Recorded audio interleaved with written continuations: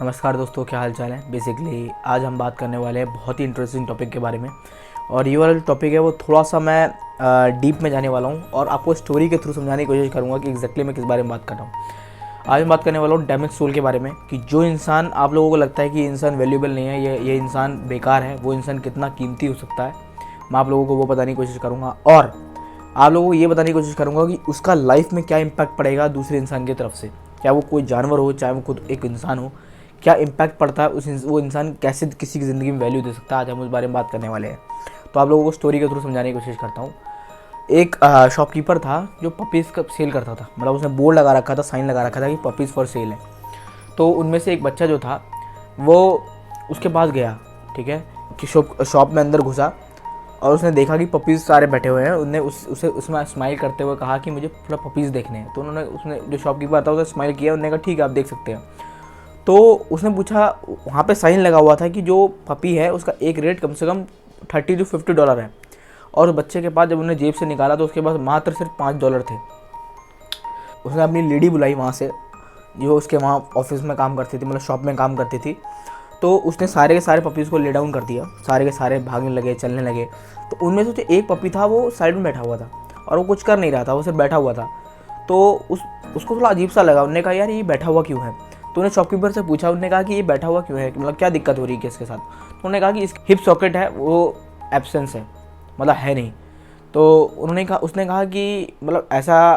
तो उसको थोड़ा सा अजीब सा लगा। उन्होंने कहा ठीक है। उन्होंने कहा अब मुझे यही कुत्ता चाहिए, मुझे यही पपी चाहिए।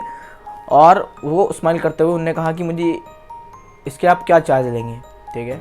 तो उसने कहा आपको ये लेने की ज़रूरत नहीं है, आप दूसरा कोई पपीज़ ले सकते हैं, ये आपके साथ भाग नहीं सकता, खेल नहीं सकता, आप इसके साथ इंजॉय नहीं कर सकते क्योंकि ये कहीं जा नहीं सकता। तो उन्होंने कहा नहीं, मुझे यही पपी चाहिए।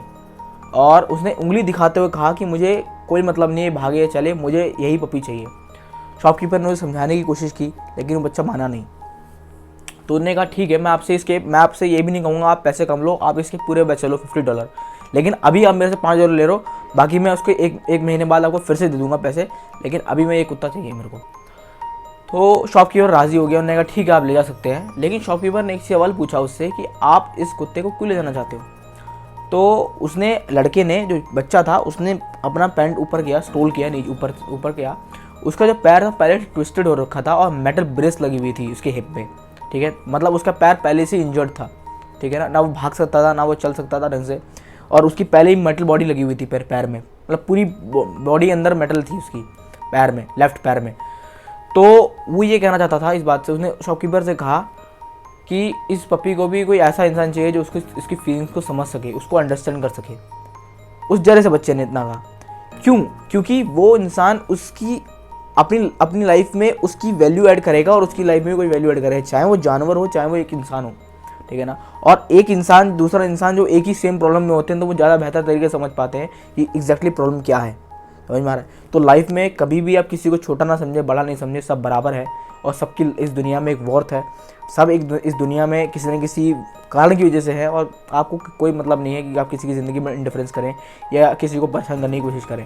मैं ये नहीं कह रहा हूँ कि सारे होते हैं एक्सेप्शन और ऑलवेज देयर, लेकिन अधिकतर मोस्ट ऑफ ऐसे ही होते हैं, ठीक है ना।